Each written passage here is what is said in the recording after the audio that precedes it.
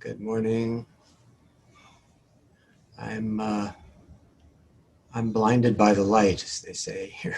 Every time I move, it catches up with me. So if I lean to the left here, maybe it will help.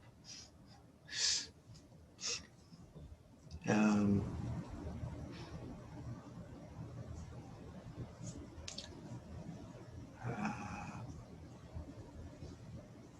from our study of the self,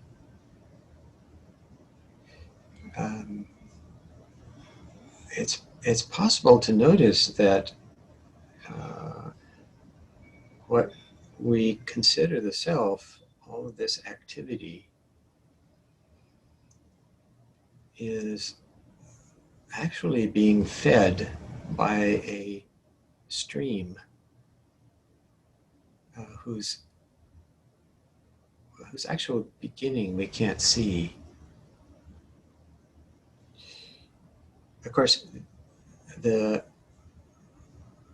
assumption that sentient beings usually make without thinking about it is that the self is something that's here all the time. But in our sitting, we can actually get the sense that what we call the self, that activity is drawing from this stream, this immense stream of energy that permeates the universe.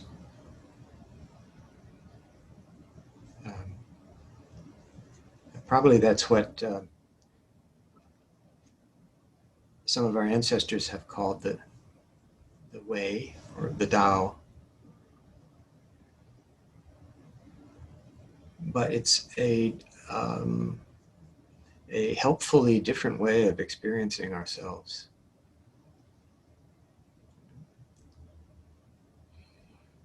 So rather than the self being this enthroned entity who's kind of presiding,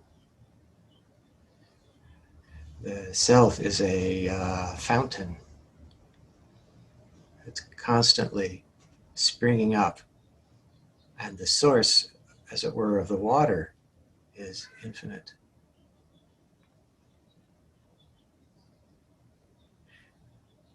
And it only takes really a little shift of our habitual frame of mind, our habitual assumption,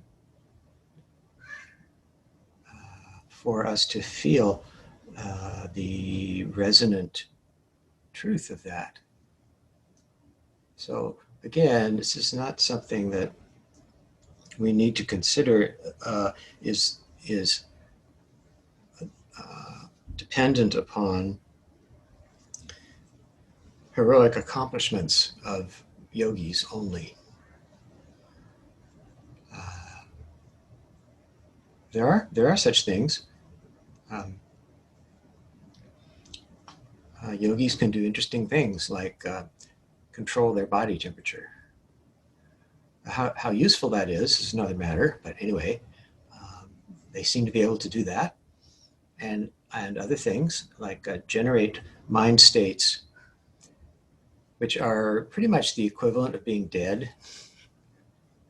That is to say, there's absolutely nothing happening, sort of absolute zero psychically. And again, well, maybe that's useful. I don't know. If you practice for a good period of time, you will encounter all kinds of things, all kinds of phenomena that basically it doesn't pay to try to latch onto. But as I was haranguing somebody the other day.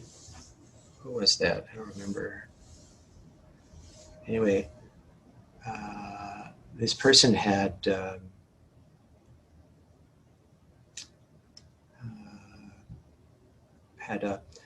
encouraging and kind of a useful experience during meditation, and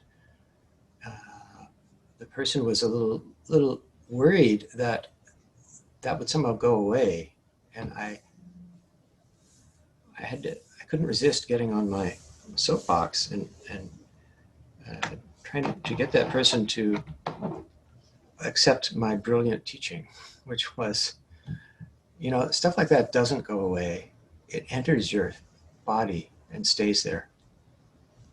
And that doesn't mean you should treat it like something in your wallet that you can fetch anytime you want. But it's good to cultivate the trust that the body-mind learns from all of our effort and practice, and you don't have to keep tabs on this or that cool thing that you picked up the other day or the other retreat or the other training period or something. It's all there.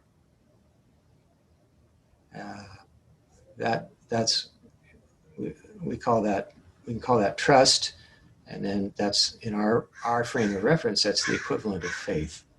It's just you trust your body mind, trust the Buddha's teaching, and so that's different from the pie in the sky type of faith, which doesn't really do anybody any good, as far as I can tell. Anyway, we don't cultivate that. So, and you don't have to be necessarily. You don't have to be sitting in zazen posture to notice that there has been a shift in your perception. You could be, riding the bus. You could be contemplating the ocean or a beautiful sunset, or you could be in an art museum. And habit's a word we don't like very much, but what's another word? To make this gesture of introspection, simply being in touch with the process of your life, means that more and more these shifts of perception, which reveal the permeability of the self, will become something that you are accustomed to and can trust.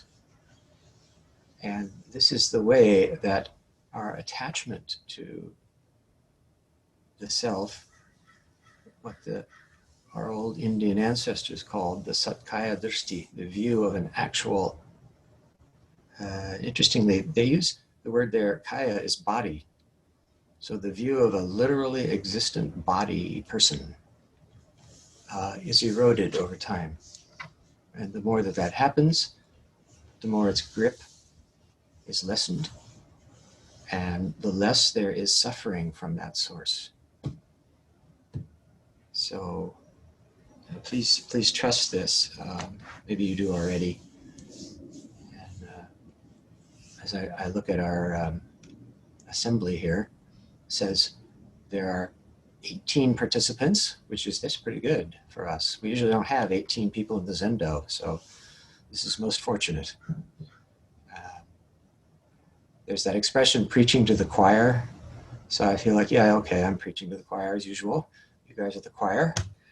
And, but that's okay. If the choir is who's here, I will preach to the choir. And to have this, our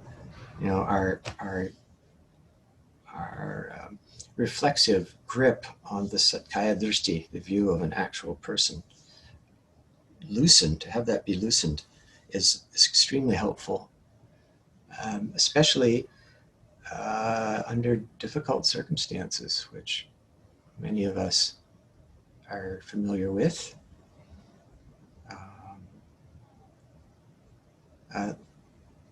Yesterday, when I was in the Zoom seminar with my teacher and fellow disciples, somebody said that they had a like a residence meeting, and there was a relatively new person there from, I forget where, maybe Minnesota. And this person was a Caucasian, young Caucasian male, said, I don't believe in Black Lives Matter. That's not my philosophy. I'm committed to nonviolence, but I can't participate in Black Lives Matter. And there was a pretty sharp reaction from the other residents, to the point where some people were saying, well, you shouldn't be here. And I wasn't there, but hearing that, I felt like maybe some of the wealth in the body-mind of practice wasn't really being drawn on, and people were reacting, in a kind of habitual way, to the point where they were contemplating like evicting this person from the community because of his differing view. And it seemed that no one had really talked to this fellow, person to person, to find out exactly where he was coming from. And these sorts of kind of tight places we can get into pretty easily because of the momentum of karma and so forth. And the way that our practice lessens the vigor of our habitual reactions is extremely helpful. Particularly when it's our responsibility to bring something to a situation that will allow people more space and will allow any atmosphere of any tension coming from fear or anger to decrease. And we can make that available, actually. That's part of the wealth of our practice. To be able to see, we can have that same reaction, and yet our practice showing us the spaciousness of all of these phenomena means that there are more options for us. And that can be extremely helpful.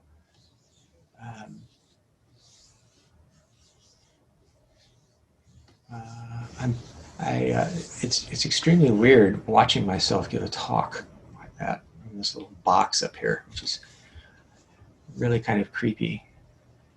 But I generally don't speak with notes, but because I have a 32-inch monitor and there's so much screen space, I can even have notes up here and pretend I'm speaking entirely from memory, which I am not. Anyway,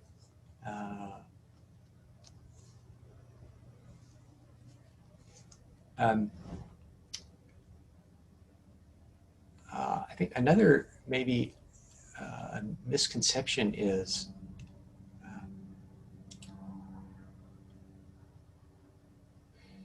we have this expression, the Arya Satya, Sanskrit word meaning the noble truth, but somebody, maybe it was my teacher, pointed out that the usual thought is that it's the truth, it's the Satya that is noble. But he says that's not what that means.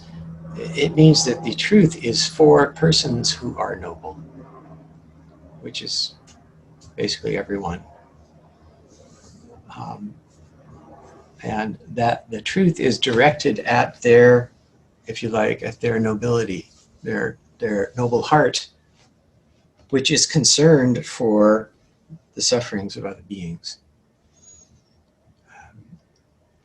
I think, reading in the Sunday Times a while back. There's an artist, somebody I think named Jordan Wolfson. I don't know. I don't know his art particularly, but I was very struck by his remark that as an artist, he says, "I'm not here to heal the world."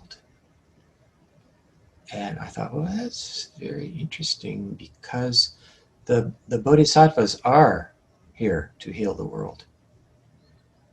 And given the breadth and power of so-called upaya kausalya, which is skillful means, it could be that a bodhisattva might say, "I'm not here to heal the world," as a way of sparking conversation about healing the world. So Jordan Wolfson could be a bodhisattva, and delivering his provocative message so that we will be inspired to have a conversation about what healing the world means. Given that our Zen way is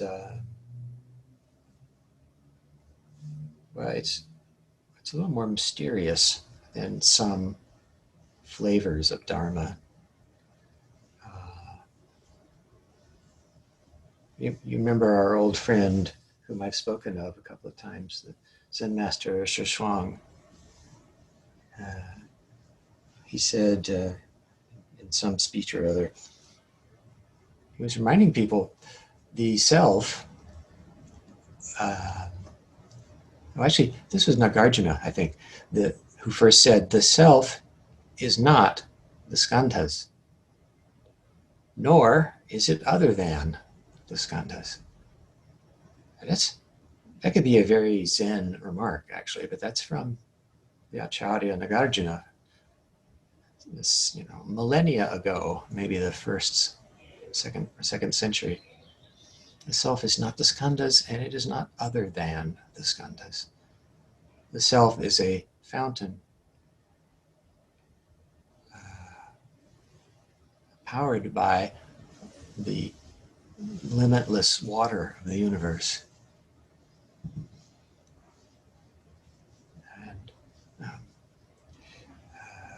And in our sitting practice, if we can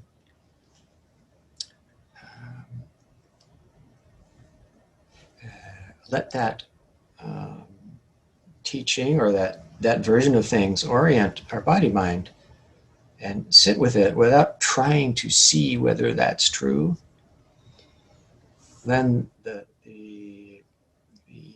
calmness, the peace that naturally arises in our body-mind can help us come to appreciate the truth of that. The self is just a fountain. And that fountain is not the skandhas, and it is not other than the skandhas.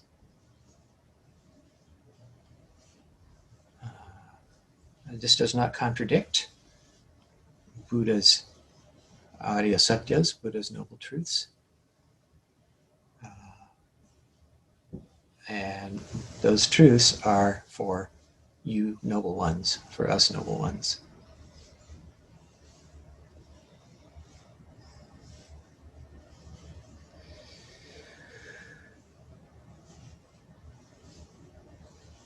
You see, it's I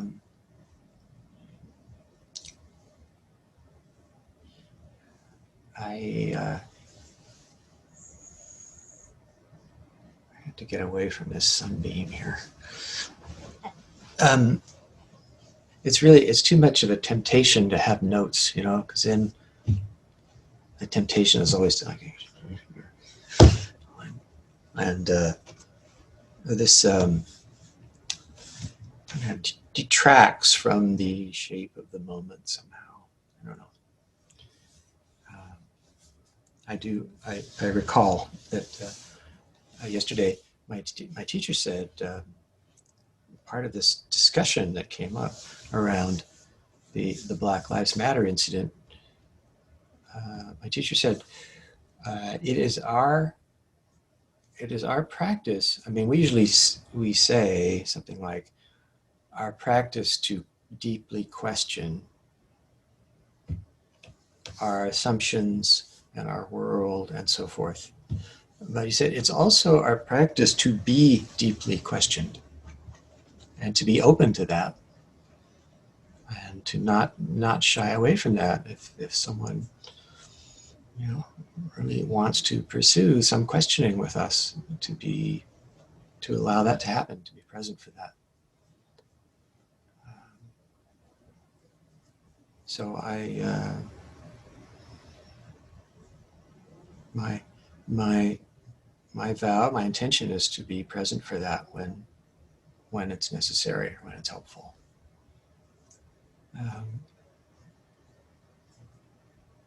I also have a pretty big table here, which means I can even have a book open. Yeah.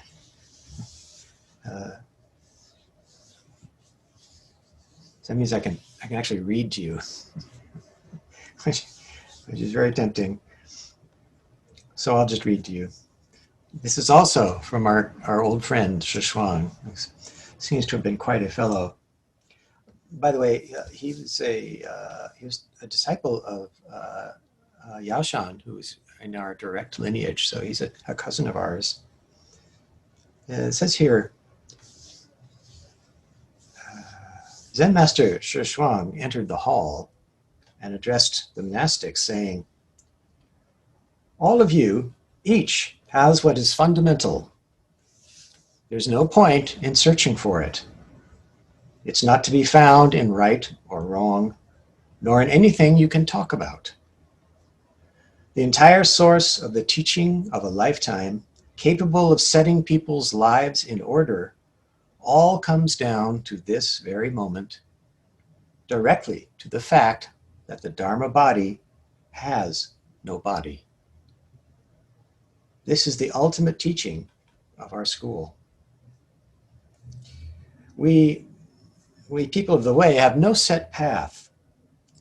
If we have partiality, then we have gone astray. We just impartially sit in the mud. Delusive speech, sight, and hearing all come from the mind's intentions. Thus, Shuang. So, if someone would like to deeply question, I'm here for that, or make a comment. I usually don't, I don't like to talk too long because it's exhausting, and eventually the horse is definitely dead, and to keep beating it is simply cruel. So I also like to leave room for other people's questions, impressions, and so forth. So if someone would like to say something, our host will unmute you. Let's see, I saw Cheryl and Hokai and Kato. Is that all right? I do, but I was after all those folks, but I think I saw John raise his hand digitally. Oh, yes? Okay, yes. I didn't see that one. Okay. Well, let's see here. Cheryl-san? I just have a comment that is somewhat unrelated to the talk. Actually, two comments. One is your sunbeam, when you line up in it just right, you look just like an Indian sadhu with your stripe going. Right. Yep. I see. Okay. And the second is a comment to the sangha that on Tuesday is Hojo-san's birthday. And so I want to wish you happy birthday, with everyone able to wish you happy birthday. Thank you very much. No singing. Okay, Hokai-san. Okay, thank you for the talk. Just wanted to one little point that Caucasian is a dated term. That's back when we had like Caucasian, Mongolian, Ethiopian, Malayan, and American races. A better term is like Euro-American. Just Okay, thank you. Yeah, I didn't know that. Thank you. Well, yeah, it's interesting. I learned that back at UCSF. But yeah, so that was just one comment. And then thinking of that person, yeah, it's sort of a hard time for Euro-American to say that they don't agree with Black Lives Matter. I think I understand that people are upset, and it might have been more skillful for that person to keep that to themselves. Well, he said, interestingly, he prefaced his remark by saying, okay, I'm putting my head on the chopping block by saying this. So he knew, you know, given the circumstances, there would be some reaction. So it was brave of him in a way. Well, at least he didn't say like white lives matter or something like that. No, nothing of the kind. Okay, thank you. Let's see, Akedo-san, did you also have a comment or? Yeah, no, I just, I wanted to say really quickly, I've had that Black Lives Matter conversation with some folks, and, I think where I settled was just, it's a language thing. I think that, it's not saying that other lives don't matter or are not equal. And it's to me, what I ended on with my friend was, what we're saying is that this movement matters, and this movement right now matters. Right now. That's what those words are trying to say. And so that's where I landed. But I actually was more interested in talking about, that person's situation, because as some people on this conference may know, it has been said to me a time or two that I experience emotions very strongly, and then I express my experience of experiencing those emotions very strongly and my opinions very strongly. And so I felt a lot of resonance in that story, in that sometimes the fact that I express things with a lot of certainty and strongly is well received and works well in my life, more on the professional side. But other times I find myself in circles where I feel like, it puts people in a place of feeling like they want to evict me, sort of like your story there. And the reaction with a lot of folks, I would definitely say you accepted, has been oftentimes not to have that conversation and dig a little deeper with me, but yet to kind of run. Yeah. Well, it was useful. It was helpful to me to have my teacher remind us that that to be deeply questioned is part of our practice, and not to run. Apparently, two things. The Black Lives Matter, to me, has come to sound like a request for a very needed therapeutic focus, where the therapy is needed. It doesn't mean to exclude something else, but this area needs healing and attention. And so that expression is helpful in that regard. What was I going to say? No, nothing important, I guess. John, did you have something to say? Yeah, well, I had two things. Maybe just one is enough. I wanted to know, your brother, he's feeling better? He is better. He is not in the hospital. He has to go back for another look-see of some kind or other. So, but for the time being, he's better. Thank you very much. Okay. Maybe the other thing can wait till some social time. Okay. Thank you. Let's see. Is there another hand? Did I miss somebody? Shindo-san. And then Shuji-san. Okay.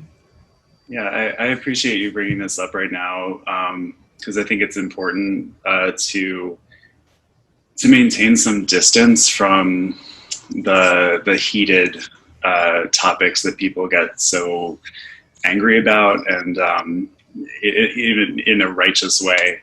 I think it's really tricky to work with those emotions that come up around those issues. And I've been really disappointed in the past with certain even priests, particularly I think at San Francisco Zen Center, this is kind of a common attitude that they have, that righteous anger is good to work with.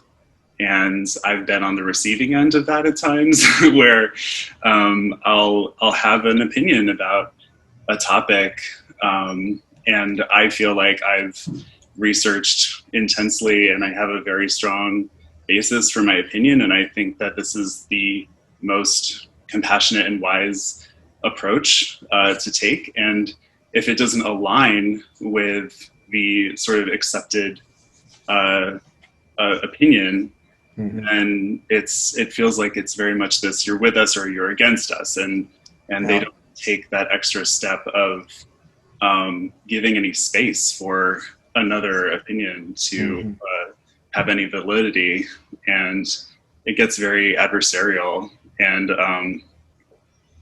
yeah, several times I've been very disappointed with that, with seeing that from Zen practitioners and Zen clergy. So I think it's important to talk about this. Yeah. Thank you.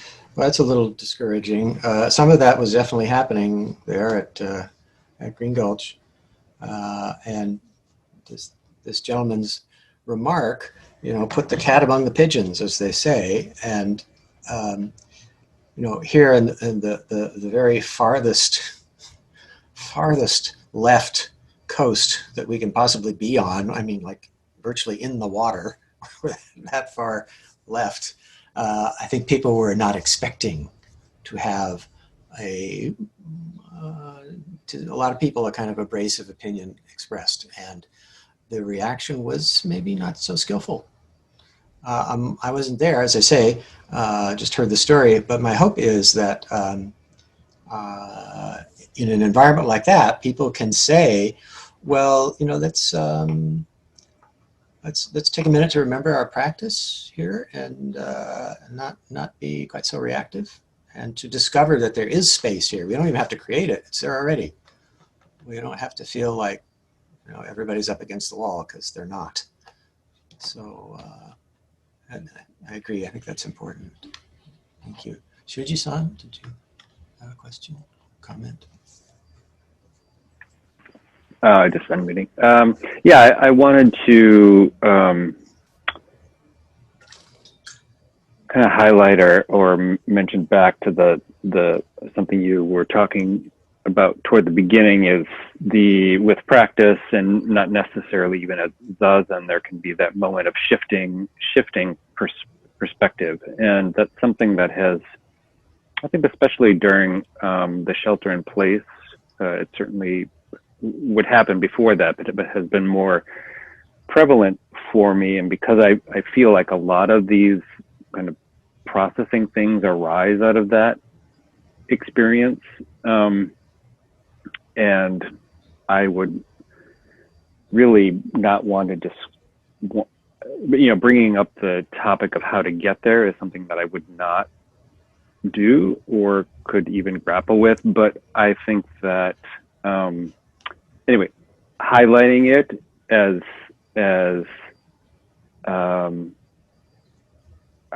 what, I don't know, but highlighting that you said it and reminding me that exists is critical. So that's why I wanted to do that.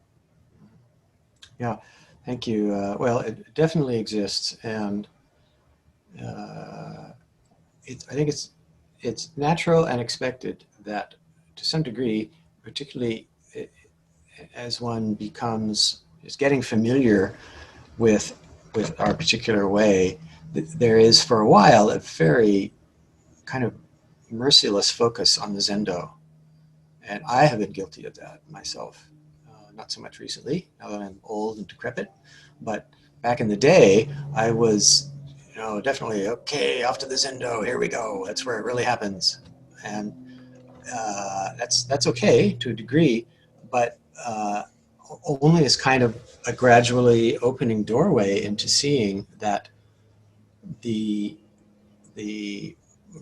riches of our experience are constantly turning over in consciousness, moment after moment, and getting a glimpse, whatever that happens, is actually probably happening all the time. And to the extent that we develop this gentle habit of introspection, we can be present more and more often and recognize that, well, gee, I'm not sitting cross-legged, and I just had this sense that my life is buoyed up by something I cannot possibly grasp. And just like that, and that sort of resonance is, I believe, what Dogen meant when he says, when he uses that expression, practice verification. Practice verification is one thing happening all the time. So I found that encouraging. Thank you. Juan-san, do you have something? Yeah, so I have, well, first of all, thank you for bringing up the story, because I think this reminds me a lot of some inner thoughts that happened to me when I first came to the Bay Area. Coming from Brazil, a much more conservative society, I caught myself constantly figuring out that I was conservative about some issues, and I thought about myself as a very liberal person. And it was so helpful for me to have understanding people that would listen to me and then give me feedback privately about these issues. And I think that allowed me to change my mind about a lot of things, and they still do. It's really helpful whenever people listen instead of reacting very angry. So I wanted to share that.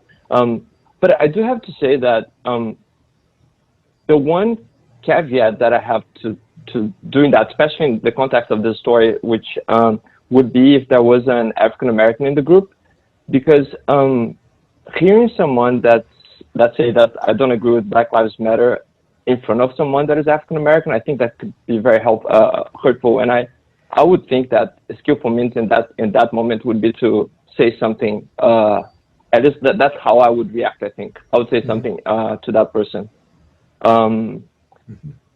Now, and the last thing that I just wanted to react to something else that Max said. I think I actually really appreciate bringing up this discussion about what's the appropriate name for these things, because I do think that those different names, they could be hurtful for some group of people. And it's not like this the Euro-American thing kind of hurt me, but I have to say, coming from South America and knowing how Americans talk about America, it does feel a little bit weird to say call white people as Euro-Americans, because it's almost as if there's no white people in South America or Australia or in other places of the world. So that's just I just wanted to share that. I don't know what's the right way to talk about these things, but I just wanted to share my reaction to that. Mm-hmm. Thank you. Yeah. Well, Richard, one sec. I wasn't at this event at Green Gulch, but my hope was that someone, I don't know if there was an official facilitator. This was a residence meeting. I don't know if they have an official person or if they pass that role around. But I would hope that the facilitator would think, for instance, first to check in with, if there were African Americans present, to say, how are you doing? And that someone would also eventually get around to Mr. I don't believe and say, how are you doing? To prevent it turning into a feeding frenzy, which is really, I've been there and that's a terrible feeling. So, Richard-san, do you want to speak? Oh, hello. Hi. About the BLM conversation, it's been helpful to me that I have a Puerto Rican husband and getting a little perspective on this matter. He sometimes points out to me that when he's been in department stores, he tends to get followed by security personnel. And then when he mentions it to me, I look at him and say, really? Because I've never had that experience. It's a bit like living in a goldfish bowl, I think, and you just get used to being a goldfish. Yeah. Part of the perspective I think that a person such as myself has is that I don't really know, I've never walked the walk, so it's difficult for me to talk the talk regarding a person who has been actually, who has experienced prejudice. Yeah. So I think that's part of the problem why some people just don't, get it. just don't get it. Yeah. Thank you. Yeah. Anybody else? Tetsugen? Not to go. Oh, actually, Jonathan. Let Jonathan go before me, because Okay, Jonathan, do you want to speak? already went once. Jonathan, you're muted. You're muted. You have to unmute. Unmute. There you go. Okay. There you go. There you go.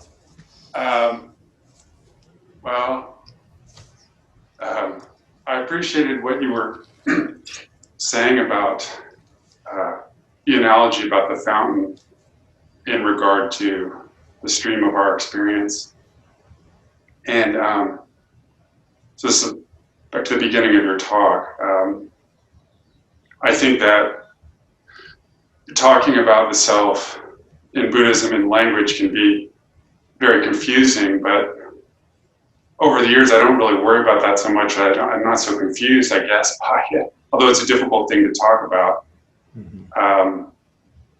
But in relation to some of my experience in Zazen lately even, I think from people talking to me about the self, and I know it's a huge teaching in Buddhism, but there's some clarification in saying that things don't have a separate abiding self, and then you get into the whole semantics of what you're talking about when you talk about the self and beings and whatnot. But yeah,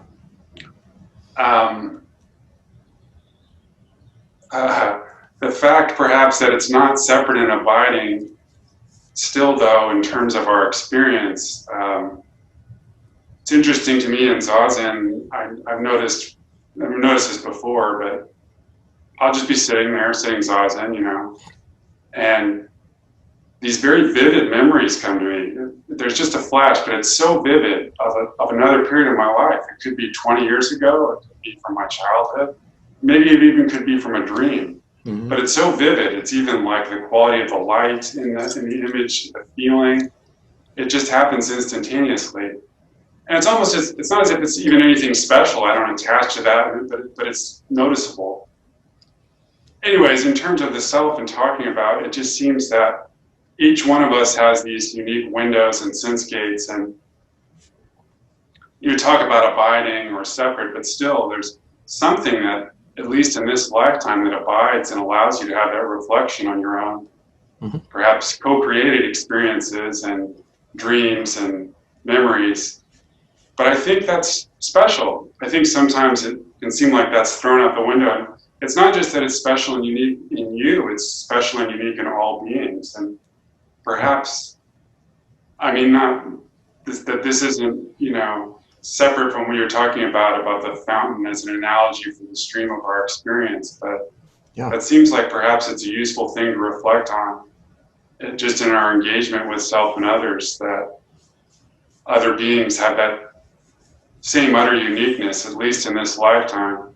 Yes. And even in thinking about mortality, sometimes I'm thinking, well, what happens to that part of ourselves that has those memories and dreams and vivid images from 40 years ago or 20 years ago that can suddenly pop into our consciousness?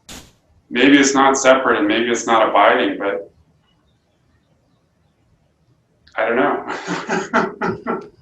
Anyways, I'm sorry to hazard like this. It's a total mess to talk about something like this, but it just provoked my own kind of questions and reflections about that in relation to your analogy about that, or your discussion about that stream and that fountain. I've brought that up in I think a couple of prior talks, actually, pretty much in agreement with you. I've mentioned like the startling uniqueness of every being, the fact that there seem to be infinite fountains, and they all springing from this ungraspable source. but those fountains are there. And the play of light in each dance of the water is a little different and unique in that sense, but abiding, not so much. So this is our study, you know, and it's a lifetime study. Thank you. I read it. Oh, sorry. That's okay. But Kato-san also wants to speak. Did you want to add a capping remark? What you said, something I read recently about a scientist who believed that we share some kind of biological consciousness or kind of like what you're talking about with the fountain, but he was thinking that all light shares some kind of underlying consciousness. Which kind of makes sense, doesn't it? Yeah, I would be surprised if that weren't true. Yeah. Yeah. Thank you. Kato-san, did you want to speak? Two really quick, and I'll go fast. And on the first one, Shindo brought some thoughts to my mind, and I'm going to give you a pass to not have to respond to those, just in case, for safety's sake, you don't feel like you want to. I've noticed that, you know, as Zen finds its way in the U.S., I think there's certain things that should not come from Japan and be transplanted in the U.S. One would be the phrase I learned from you, the nail that sticks out gets hammered in. I think that's not an appropriate thing for the United States and for our society at this time. And also, I've had a perception, no Zen centers mentioned that might be located on Page Street, but I've noticed that there's a strong will to take a little bit of that approach in order to keep a peaceful seeming environment.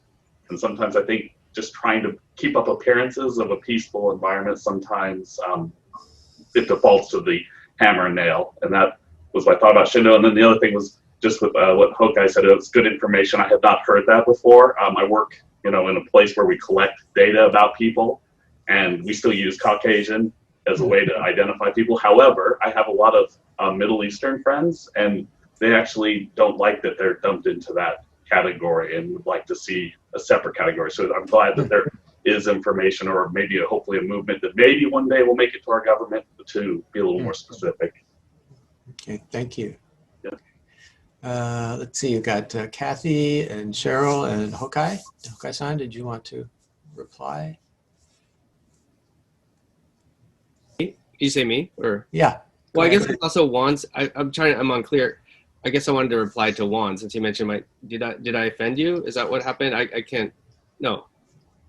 Or Euro-American doesn't seem right. Is that what you said? I'm kind of unclear what's going on.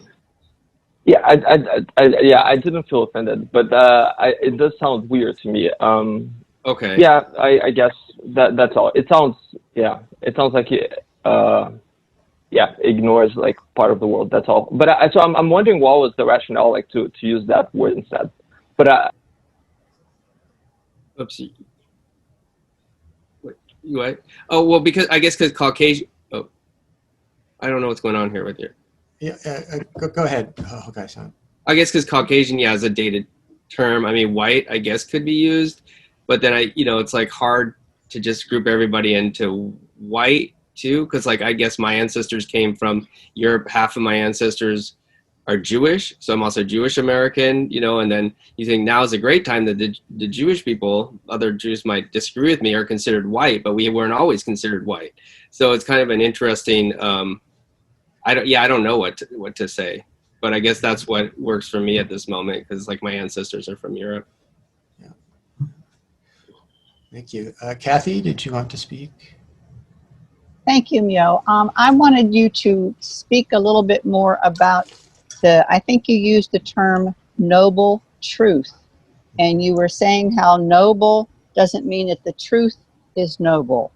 So in my readings, I've also seen noble way or noble practice or noble sit, and there might be other nobles, but those are the ones that come to mind. Yeah. Could you elaborate a moment that noble is not the adjective that describes that word? Yeah. Is that what I heard you say? And could you speak about that a little bit more? Thank you. Yeah. Let me keep that on the docket. And Cheryl-san, did you want to say something before I speak to that? Yes, I wanted to actually jump over and respond to Juan or be with you I always find the way here in the States that people use the term America and American to be negating that even North America still has Canada and Mexico. And then we have South America. So how are we not, I mean, if we're going to say American, then that needs to be the inclusive term for the Americas, and then if we're going to refer to being citizens of the US, then using the language that describes being a US citizen or a US resident, or however that may be. And yeah, just recently I've been seeing the y'all means all, and I think it's the same thing. It's like, you know, if we're going to say American or America, that's a big swath. And how to use that in a way that is totally inclusive versus exclusive.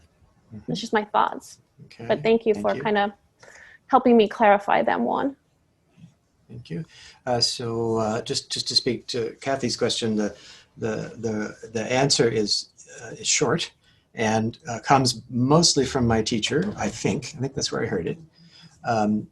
Whereas the kind of traditional tendency is to associate the term Arya, which means noble or elevated, with whatever follows. Namely, it is the truth that is noble. It is the path that is noble.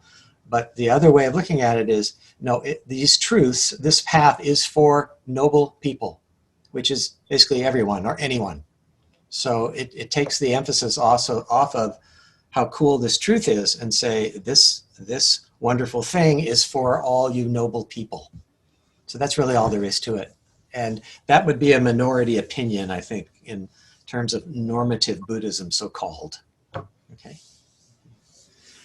Any other hands waving in the air?